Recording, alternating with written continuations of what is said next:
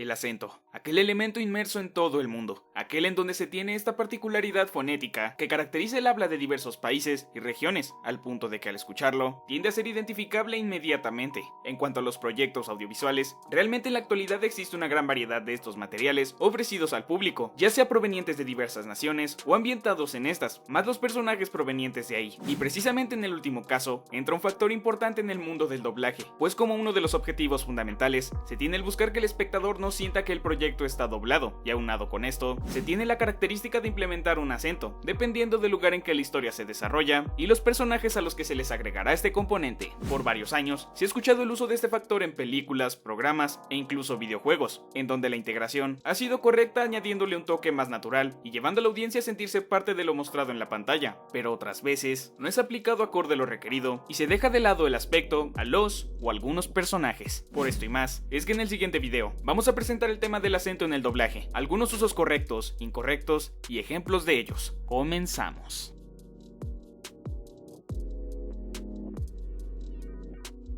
Al llegar un nuevo material audiovisual a las empresas de doblaje, se pasa por un proceso en el que al hacerse revisión del trabajo que se abordará, se elige una serie de actores para realizar pruebas de voz y ver quién quedaría de mejor forma en un determinado personaje, y con estas pruebas es que se les da una breve explicación de lo que llevarán a cabo. Con esto en cuenta, el acento puede ser parte desde aquel instante, y posteriormente quien es el elegido lo llevará a cabo durante las grabaciones ya dentro del proyecto.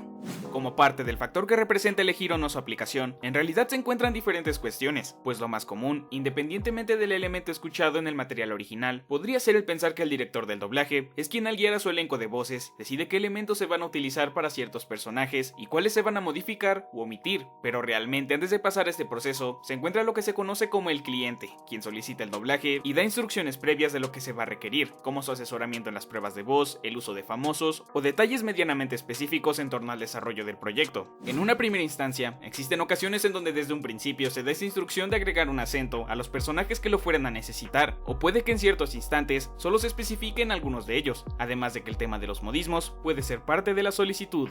En otros casos, se tiene la particularidad de que al tener que descartar el uso en algunos materiales por aspectos que presentan complicaciones en el transcurso o por el no ser tan necesario dentro del proyecto. Como ejemplo de ello, está un clásico de Cartoon Network, siendo Mucha Lucha, en donde evidentemente al estar ambientada en este estilo referente a la lucha libre mexicana, los personajes tienen un acento de este estilo, además de incluir palabras en español. Por otro lado, solo algunos de ellos tendrían esta característica en el doblaje, al llevarse a cabo en México, ya que en el idioma original lo que más se marcó es la fuerza con la pronunciación en las R, y por lo tanto se eliminaría, pues en inglés funciona más al estar acompañado de una carga fonética, en que las palabras están casi juntas en la pronunciación en ciertas ocasiones, mientras que con la R, en el doblaje se usa más para los casos en que los personajes son rusos o alemanes, y el hecho de adjuntar más las letras cuando se habla, eliminaría de cierto modo la dicción.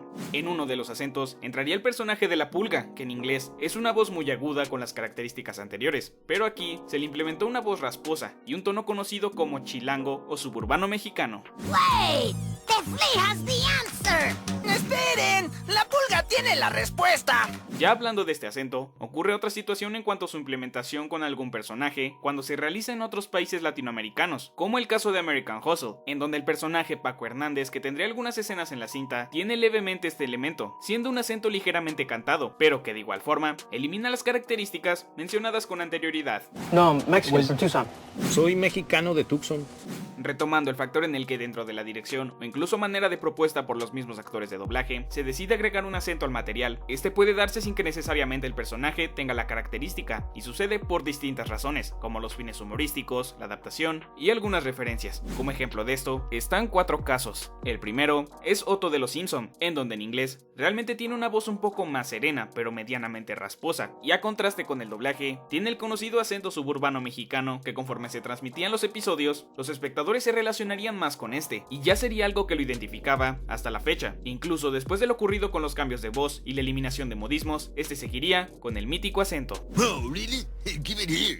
¿Tú crees? ¡Presta para la orquesta! El segundo está ubicado en el programa de Don Gato y su pandilla, que como saben, se tuvo un cambio completamente en cuanto a las voces originales y varios diálogos, y entre uno de los personajes está Cucho, que en inglés se llamaba Chuchu, y Jorge Arbizu decidió incrustarle un acento yucateco, esto a causa de que el personaje le resultaba parecido al actor Héctor Herrera, por una característica en sus ojos, además de ser proveniente de Yucatán. Con este tono cantado, incluso aparecerían algunas referencias como un platillo típico siendo el papadzul, y este personaje mencionando que era de Mérida. ¿Será capaz de entregar al solo como papachul. Yo soy de Mérida.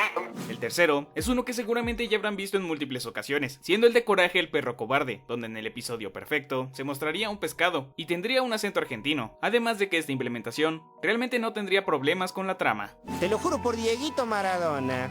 Y el cuarto está ubicado en la película de Rango, donde el personaje de Bad Bill tiene un acento argentino en el doblaje, y es que Sebastián Yapur, al ser originario de este país, ahora no utilizaría el llamado acento neutro en la cinta, pero esta no es la primera vez que ocurriría, pues en Reyes de las Olas, el agente de Gran Z tendría la voz de este actor de doblaje y manejaría aquel mismo detalle en el respectivo personaje. Si no pagas la hipoteca, las tierras no son tuyas. Y con ella me voy a limpiar los inmencionables. Mi mayor dicha como promotor fue hallar a Z y verlo llegar a la cima. Como parte de los usos correctos del acento en el doblaje, existe una gran variedad de elementos en los que se ha encontrado presente, en donde no solo se le da esa compañía al personaje, sino que refleja aquella naturalidad en la que se familiariza en él y se resalta inmediatamente el lugar del que viene. Comenzando por Cars, se tiene a Guido y Luigi, en el que ambos siendo provenientes de Italia, tienen este tono cantado y con Luigi incrustando algunas palabras en italiano, mientras que Guido escasamente tendría diálogos en inglés y tendría más repercusión en el idioma de su nación, y en el doblaje se mantiene este factor, por lo que al mostrar aquella personalidad de ambos se fluiría de manera natural. Incluso en el caso del doblaje argentino, Guido, que fue interpretado por Raúl Aldana, se retomaría, evidentemente con cambios en algunos diálogos, como el a los pits que pasaría a boxes, pero manteniendo el acento característico del personaje. Pit stop. Lleguen bien hasta California. ¿A los pits? Estos neumáticos hasta California. ¿Boxes? ¿Qué cosa? Ah, ti piace? Sì, bellissimo. ¿Qué cosa? Ah, ti piace? Se ve bien. Sí, bellissimo. Y para Luigi, que fue interpretado por Salvador Nájar, se respetaría el acento y algunas palabras del idioma, siendo casi una calca de lo que se sintonizaba en el material original. They blend into the pavement. Se confunden con el pavimento. Se confunden con el pavimento. Gracias, amigo Rayo, gracias. Para la secuela de este proyecto, se tiene una mayor cantidad de personajes provenientes de otras partes del mundo, por lo que en un principio se encontraría el profesor, quien en inglés mantiene levemente un acento alemán con las R remarcadas, pero que se dejaban de lado en cortos diálogos pasando desapercibidos, mientras que en el doblaje se retoma el factor leve con las R y los gestos en que este saca escasamente su lengua por momentos. There will be nothing to replace. Ya no habrá nada que reemplazar. This camera is extremely dangerous. Esta cámara es extremadamente peligrosa. Too many cars here, out of my way. Demasiados autos aquí, déjenme pasar. Entre otros personajes, no podía faltar Francesco Bernoulli, quien en toda la película tendría aquella actitud burlona y presumida que, acompañada del acento italiano, sacaría a flote esa personalidad, y al encontrarse en una competencia mundial, se mantenía el efecto del internacional al espectador. It is an honor, signore Dorado, for you. Es un honor, señor Dorado, para usted. He does not need to surround himself with tow trucks to prove it. No necesita rodearse de feas grúas que lo prueben. En el doblaje, esto se repetiría, pero no solo con aquel personaje, ya que dentro de las localizaciones que toman lugar las carreras, una de ellas sería en Italia, por lo que como parte de la ambientación, varias participaciones respetarían el acento, como el presentador de la segunda carrera, que además de mantener el tono de las competiciones, tiene la pequeña entonación marcada.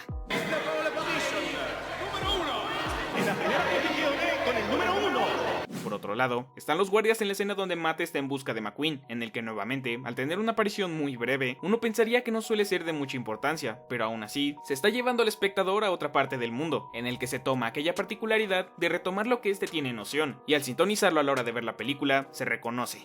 You cannot come through here. Back up, señor. Por aquí no puede entrar, apártese, señores. Finalmente en esta nación, con Guido y Luigi, saldría un poco de su pasado, y es que en el instante en que se topan con el tío Topolino, comienzan a entablar una conversación en su idioma natal, pero en las escenas donde este habla con McQueen, ya es en español con el acento italiano, y por parte de Mamá Topolino, algunas frases se dejarían conforme a la versión original en las ediciones de varios países, y solo tendría un par de diálogos en español en la versión para Latinoamérica. Is a problem, yes? Between you and the friend? Hay un problema, sì? Peleaste con un amigo. Gli preparerò una bella cena, così in grassa. Shue, vire come sa rapidito. Oh, mangia.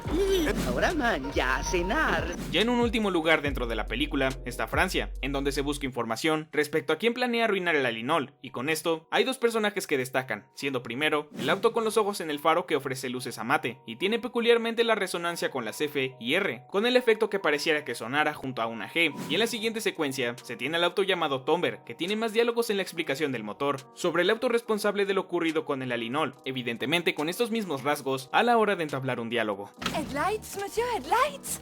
¿Quiere luces, monsieur, luces? You're getting up there in mileage, aren't you, Finn? Yo te pese el kilometraje, ¿no es así, Finn?